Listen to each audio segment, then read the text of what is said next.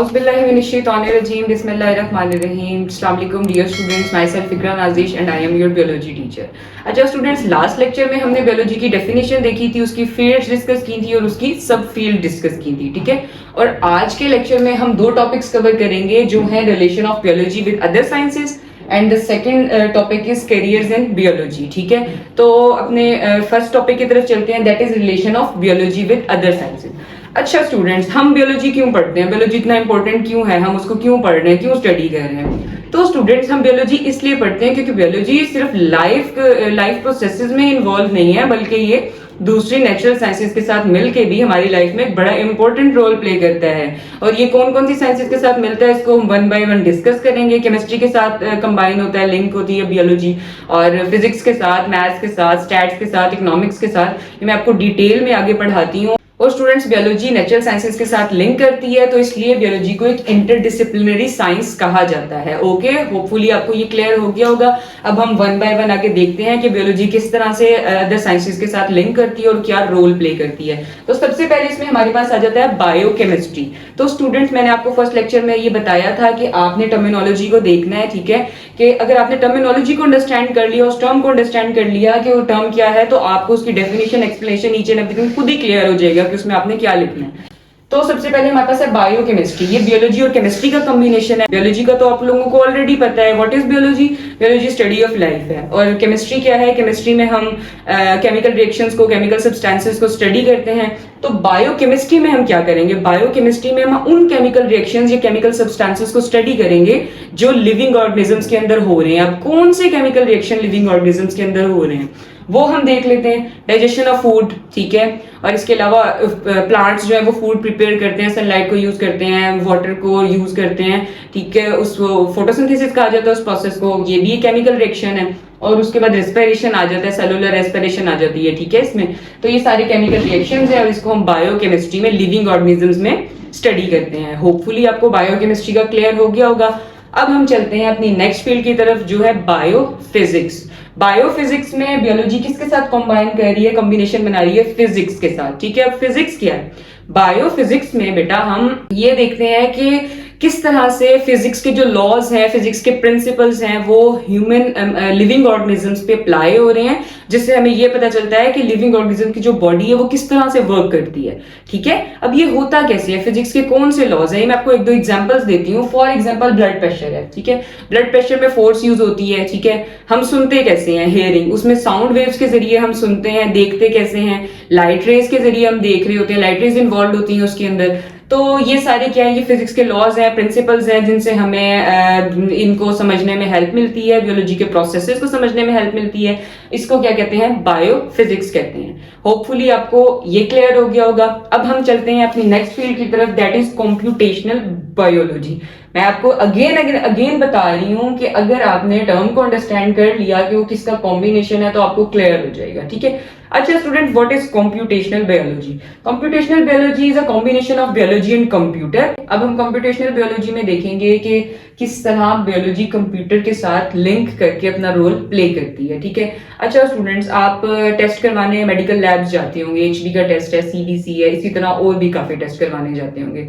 तो वो टेस्ट, उनकी जो रिपोर्ट्स जनरेट होती हैं, बना रहे होते हैं, वो किस पे बनाते हैं, कंप्यूटर पे बनाते हैं। इसके अलावा हॉस्पिटल्स में मेडिकल जो रिकॉर्ड्स हैं उनको किस पे बनाया जाता है या सेव किया जाता है, स्टोर किया जाता है, उन्हें भी कंप्यूटर पे सेव किया जाता है, स्टोर किया जाता है, ठीक है। और इसके अलावा जो डीएनए एनालिसिस है, डीएनए टेस्ट वगैरह करवाए जाते हैं, वो भी कंप्यूटर को यूज किया जाता है, उसमें कंप्यूटेशनल बायोलॉजी अपना रोल प्ले करती है, ठीक है। तो इस तरह से कंप्यूटेशनल बायोलॉजी की डेफिनेशन क्या है, use of computers to analyse biological data. और इसकी एग्जांपल्स मैंने आपको दे दी हैं, ऑनलाइन मेडिकल रिपोर्ट्स हैं, आप पेशेंट रिकॉर्ड भी लिख सकते हैं इसमें, और इसके अलावा डीएनए एनालिसिस भी लिख सकते हैं, ठीक है। होपफुली आपको ये क्लियर हो गया होगा। अब हम नेक्स्ट चलते हैं। नेक्स्ट हमारे पास है बायोजियोग्राफी, ठीक है। बायोजियोग्राफी, बायो का क्या मतलब है, लाइफ हो गई, लिविंग ऑर्गेनिजम्स, और जियोग्राफी का मतलब हो गया डिस्ट्रीब्यूशन ऑन अर्थ। सिंपली इसमें हम क्या स्टडी करेंगे कि कौन कौन से ऑर्गेनिजम्स कहाँ कहाँ पे पाए जाते हैं, ठीक है, उनका हैबिटेट क्या है। फॉर एग्जांपल पोलर बियर है, उनका हैबिटेट क्या है, पोलर रीजन में पाए जाते हैं। कैक्टस है, प्लांट है, वो डेजर्ट में पाए जाते हैं। फिश कहाँ पे होती है, पानी में होती है, ठीक है। तो और जंगली जानवर है, जैसे शेर है, वो जंगल में पाया जाता है। तो हमने डिस्ट्रीब्यूशन देखनी है कि कहाँ कहाँ पे लिविंग ऑर्गेनिजम्स पाए जाते हैं पूरी दुनिया में, और इस सब की स्टडी को क्या कहा जाता है, बायोजियोग्राफी कहा जाता है। होपफुली आपको क्लियर हो गया होगा। इसके बाद हमारे पास है बायोस्टैटिस्टिक्स। बायोस्टैटिस्टिक्स क्या है, बियोलॉजी और मैथ्स का कॉम्बिनेशन है, ठीक है। इसमें हम क्या करते हैं, हम बियोलॉजिकल डाटा को कलेक्ट करते हैं, ठीक है, उसको एनालाइज करते हैं और उसके बाद हम एक रिपोर्ट जनरेट कर देते हैं या एक स्टेटमेंट दे देते हैं। वो हम कैसे देते हैं, अच्छा स्टूडेंट्स पिछले दिनों में आपको सिंपल से एग्जांपल से समझाती हूँ। अच्छा पिछले दिनों एक कोरोना बीमारी आई थी, ठीक है, वो तो सबको पता होगा, कोविड-19। तो उसमें डेली बेसिस पे हम खबरें सुनते थे, न्यूज में आता था कि जी आज इतने केस रिपोर्ट हुए हैं और डेथ रेट इतना है, ठीक है। तो वो क्या था, बियोलॉजिकल डाटा था, उसको पहले कलेक्ट किया जाता था डिफरेंट हॉस्पिटल से, ठीक है, और उसके बाद उसको एनालाइज किया जाता था, फिर एक स्टेटमेंट बनती थी कि जी आज इतने केसेस रिपोर्ट हुए हैं और आज हमारा डेथ रेट ये है, ठीक है, कम हुआ है या ज्यादा हुआ है, ईच एंड एवरीथिंग, ठीक है। सेम ऐसे ही हम बर्थ रेट को भी स्टडी करते हैं, बर्थ रेट का भी हम एक स्टैट्स बनाते हैं। बायोस्टैट्स की मदद से हम सेंसस को भी स्टडी करते हैं। सेंसस क्या होती है, मर्दमशुमारी होती है, ठीक है, कि पूरी दुनिया की पॉपुलेशन कितनी है या पाकिस्तान की पॉपुलेशन कितनी है। तो मैंने आपको बायोस्टैट्स का क्लियर कर दिया कि बायोस्टैट्स क्या होती है और मैंने आपको एग्जांपल भी दे दिया। होपफुली आपको ये समझ आ गया होगा। अब हम चलते हैं नेक्स्ट ब्रांच की तरफ, दैट इज बायोटेक्नोलॉजी। क्या बायोटेक्नोलॉजी में हम लिविंग ऑर्गेनिज्म को यूज करते हैं, ठीक है, और हम बड़े यूजफुल से प्रोडक्ट्स बनाते हैं, डिफरेंट प्रोडक्ट्स बनाते हैं हम। वो मैं आपको बताती हूँ कौन कौन से प्रोडक्ट्स हम बनाते हैं इसमें for the welfare of human kind, ठीक है।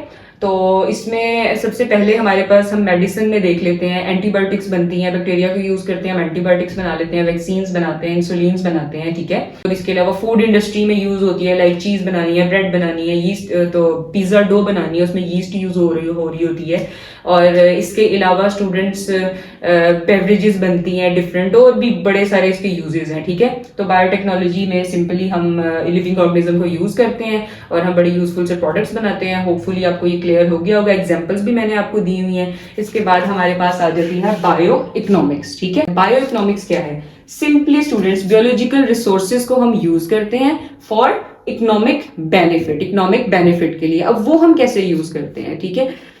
इसमें जो फार्मर्स होते हैं या साइंटिस्ट होते हैं वो कॉस्ट और प्रॉफिट को देखते हैं, ठीक है, कि कॉस्ट हमारी कम लगे, किसी भी हमने क्रॉप है, फॉर एग्जांपल हमने कोई क्रॉप ग्रो करवानी है, ठीक है, तो उसमें हमारी कॉस्ट कम लगे और हमें प्रॉफिट ज्यादा हो, ठीक है। और इसके अलावा फिशरीज है, इसकी एग्जांपल्स है, यानी फिश फॉर्म्स बनाते हैं इसमें हम ना, और वही बात आ जाती है कि लो कॉस्ट पे बनाए हम और हमारा प्रॉफिट ज्यादा हो, ठीक है। तो स्टूडेंट्स हमने ये आज हमने नेचुरल साइंसेस को देख लिया कि वो किस तरह से बियोलॉजी उनके साथ लिंक करती है, ठीक है। होपफुली ये आपको क्लियर हो गया होगा टॉपिक। अब इसके बाद हम चलते हैं अपने नेक्स्ट टॉपिक की तरफ। डियर स्टूडेंट्स, मैंने आपको बियोलॉजी की इंपॉर्टेंस बता दी है, ठीक है, कि बियोलॉजी क्यों इंपॉर्टेंट है, हम उसे क्यों स्टडी करते हैं और बियोलॉजी किस किस तरह से दूसरे डिसिप्लिन के साथ कंबाइन होकर अपना एक रोल प्ले करता है, ठीक है। अब हम अपने नेक्स्ट टॉपिक की तरफ चलेंगे। हमारा नेक्स्ट टॉपिक है करियर्स इन बियोलॉजी, कि हम बियोलॉजी को एज अ सब्जेक्ट स्टडी करने के बाद हम उसमें अपना करियर किस तरह से बिल्डअप कर सकते हैं, ठीक है। तो dear students, biology is not just a subject, it is a gateway to many professions like medicine and surgery, pharmacy, agriculture, education and all. इन्हें हम वन बाय वन स्टडी करते हैं, ठीक है, इनकी डिटेल स्टडी करते हैं कि हम किस तरह से बियोलॉजी को एज अ सब्जेक्ट एफएससी में पढ़ने के बाद या मैट्रिक में हम स्टडी करने के बाद हम ह्यूमैनिटी की खिदमत तो कर ही सकते हैं इंसानियत की, उसके साथ साथ हम किस तरह से अपना एक सक्सेसफुल करियर बना सकते हैं, ठीक है। तो चलते हैं अपने टॉपिक की तरफ। सबसे पहले हमारे पास आ जाता है मेडिसिन एंड सर्जरी। आप मेडिसिन एंड सर्जरी की फील्ड चूज करने के बाद आप एक डॉक्टर बनते हैं, ठीक है। डॉक्टर का काम तो आपको पता है मरीजों का इलाज करना, उसके लिए आपको 5 ईयर का एमबीबीएस करना पड़ता है, ठीक है। उसके बाद आप सर्जन बन सकते हैं, स्पेशलाइजेशन कर सकते हैं और बहुत कुछ, ठीक है। उसके बाद नेक्स्ट हमारे पास है डेंटिस्ट्री। डेंटिस्ट्री में आप डेंटिस्ट बनते हैं, दांतों के डॉक्टर बनते हैं, ठीक है, और उसके लिए आपको 4 साल का बीडीएस करना पड़ता है। डेंटिस्ट्री के बाद आ जाता है फार्माकोलॉजी। फार्माकोलॉजी का मैं आप लोगों को ऑलरेडी बता चुकी हूँ कि फार्माकोलॉजी क्या है। ये फील्ड चूज करने के बाद आप फार्मासिस्ट बनते हो और उसके लिए आपको डी फार्मेसी करनी पड़ती है, जो 5 साल की एक डिग्री है, ओके। होपफुली ये 3 आपको क्लियर हो गए होंगे। अब हम नेक्स्ट चलते हैं। नेक्स्ट हमारे पास है फिजियोथेरेपी। अब फिजियोथेरेपी क्या है? फिजियोथेरेपी एक ऐसी फील्ड है जिसमें फिजियोथेरेपिस्ट जो होते हैं, थेरेपिस्ट डॉक्टर्स होते हैं, ये क्या करते हैं, हमारी बॉडी में कोई डिजीज है, फॉर एग्जांपल किसी को पाँव में दर्द है, किसी को उसके पाँव का दर्द नहीं जाता, किसी को कमर में दर्द है, या इसी तरह की कोई इम्पेयरमेंट है हमारी बॉडी में ना, ठीक है, या फिर किसी को इंजरी हो गई है, कोई एक्सीडेंट हो गया है जिसकी वजह से हमारी बॉडी में कोई इम्पेयरमेंट हो गई है, ठीक है। तो जो फिजियोथेरेपिस्ट होते हैं ये इस तरह के मसाज या आप कह लेंगे फिजिकल थेरेपीज करवाते हैं हमें, ऐसी एक्सरसाइज करवाते हैं हमें जिससे हमारी बॉडी रीस्टोर हो जाती है, हमारी बॉडी की जो मूवमेंट्स हैं वो रीस्टोर हो जाती हैं। और तो इस फील्ड के लिए आपको डीपीटी करनी पड़ती है, जो है डॉक्टर ऑफ फिजिकल थेरेपी। ये भी 5 साल की एक डिग्री है। डीपीटी करने के बाद आप फिजियोथेरेपिस्ट बन जाते हैं। उसके बाद हमारे पास आ जाती है field fisheries and wild life. ये नाम से ही जाहिर हो रहा है डियर स्टूडेंट्स के फिश की और वाइल्ड लाइफ की मैनेजमेंट, ठीक है।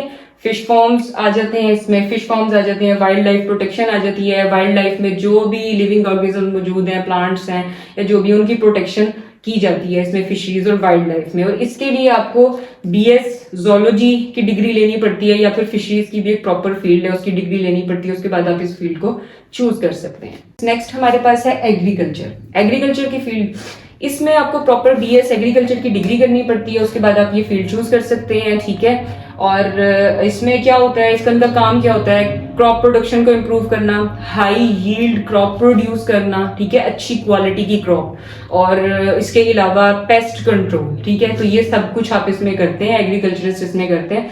तो बीएस एग्रीकल्चर करने के बाद आप ये फील्ड भी चूज कर सकते हैं। नेक्स्ट फील्ड हमारे पास है एनिमल हस्बेंड्री। एनिमल हस्बेंड्री में क्या होता है, सिंपल है कि ब्रीडिंग और केयर की जाती है एनिमल्स की। ब्रीडिंग क्या होती है, नस्ल कशी, अच्छी नस्ल के जानवर पैदा करना जिससे फिर हमें दूध मिलेगा, अंडे मिलेंगे, गोश्त मिलेगा, ठीक है। और इसके अलावा उनकी फिर फर्दर केयर भी करना। ये भी 4 साल की डिग्री है एनिमल हस्बेंड्री की स्पेसिफिक, वो करने के बाद आप इस फील्ड को ऑप्ट कर सकते हैं। नेक्स्ट हमारे पास है हॉर्टिकल्चर।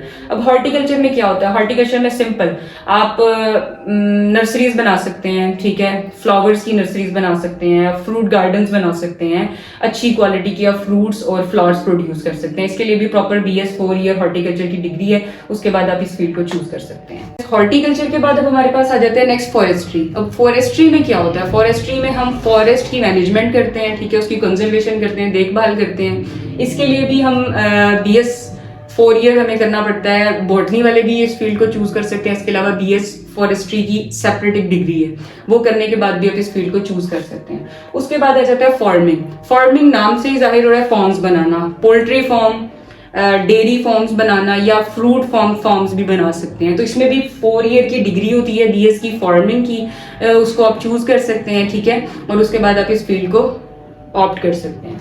उसके बाद हमारे पास आ जाता है बायोटेक्नोलॉजी। बायोटेक्नोलॉजी की डेफिनेशन मैं आपको बता चुकी हूँ, use of living organisms to make useful products. इसके लिए हमें 4 साल की डिग्री की जरूरत होती है, जो है बीएस बायोटेक्नोलॉजी। उसको हम यूज करके हम बायोटेक्नोलॉजिस्ट बन जाते हैं, ठीक है। उसके बाद हमारे पास आ जाता है फोरेंसिक्स की फील्ड। जो फोरेंसिक साइंटिस्ट होते हैं, अब कोई भी क्राइम हो गया है कहीं पे ना, ठीक है, तो क्या होगा, क्राइम सीन पे फोरेंसिक साइंटिस्ट जाएंगे, ठीक है। आपने ये ड्रामों में, मूवीज वगैरह में देखा होगा, वहां पे जाके वो सैंपल कलेक्ट करते हैं। सैंपल किस चीज के, ब्लड सैंपल्स कलेक्ट करेंगे, कोई भी फिजिकल एविडेंस वो कलेक्ट करेंगे। उसके बाद जाके अपनी फोरेंसिक लैब में उसे इन्वेस्टिगेट करेंगे, ठीक है। वहां पे डीएनए एनालिसिस करेंगे, डीएनए टेस्ट वगैरह करेंगे, जिससे हमें उस मुजरिम तक पहुंचने में मदद मिलती है कि ये क्राइम किस तरह से हुआ या ये किसने किया। तो इसकी भी प्रॉपर एक डिग्री होती है, ठीक है, बीएस फोरेंसिक्स की। वो करने के बाद आप इस फील्ड को चूज कर सकते हैं, फोरेंसिक्स की फील्ड को आप चूज कर सकते हैं। उसके बाद हमारे पास है एजुकेशन। एजुकेशन आप सिंपल आपने बीएस किया है, बायोलॉजी की, इनमें से किसी भी फील्ड में किया है, तो आप उसको पढ़ा सकते हैं, ठीक है। आप स्कूल टीचर बन सकते हैं, आप लेक्चरर बन सकते हैं, आप प्रोफेसर बन सकते हैं, ठीक है। और आप ह्यूमैनिटी को अपनी सर्विसेज दे सकते हैं। इन फील्ड्स के अलावा और भी काफ़ी ज़्यादा फील्ड्स हैं जिन्हें biology as a subject choose करने के बाद हम ऑप्ट कर सकते हैं, जिनमें वेटरनरी साइंसेज आ जाता है, ठीक है। यानी वो जो जानवरों के डॉक्टर होते हैं, ठीक है, वो उन्हें वेटरनरी डॉक्टर्स कहा जाता है। अब वो फील्ड भी चूज कर सकते हैं। इसके अलावा एनवायरमेंटल साइंसेज की एक फील्ड है, वो भी चूज कर सकते हैं, जिससे हमें हमारे इन्वायरमेंट में जो भी प्रॉब्लम्स या इश्यूज आ रहे हैं, लाइक पोल्यूशन है, ठीक है, एसिड रेन है, इस तरह की चीज़ें, स्मॉग है, ठीक है, आप इन सबको स्टडी कर सकते हैं, इनके कॉजेज को, इनके इफेक्ट्स को। इसके अलावा हमारे पास माइक्रोबायोलॉजी है, पब्लिक हेल्थ है और बायोमेडिकल इंजीनियरिंग है। इस तरह की हमारे पास बेशुमार फील्ड्स हैं जिनको आप स्टडी करके बायोलॉजी में अपना करियर बिल्डअप कर सकते हैं। जी तो स्टूडेंट्स, आज के लेक्चर में हमने 2 टॉपिक्स कवर किए हैं, जिसमें बायोलॉजी का रिलेशन देखा हमने दूसरी साइंसेस के साथ, और इसके अलावा हमने ये देखा कि हम बायोलॉजी में अपना करियर किस तरह से बिल्डअप कर सकते हैं। तो डियर स्टूडेंट्स, नेक्स्ट लेक्चर में इंशाल्लाह आपसे मुलाकात होती है। नेक्स्ट लेक्चर में हम ये देखेंगे कि कुरान हमारी स्टडी के बारे में क्या कहता है, बियोलॉजी के बारे में क्या कहता है। तब तक के लिए अल्लाह हाफिज, खुश रहें, अपना बहुत ज़्यादा ख्याल रखिएगा।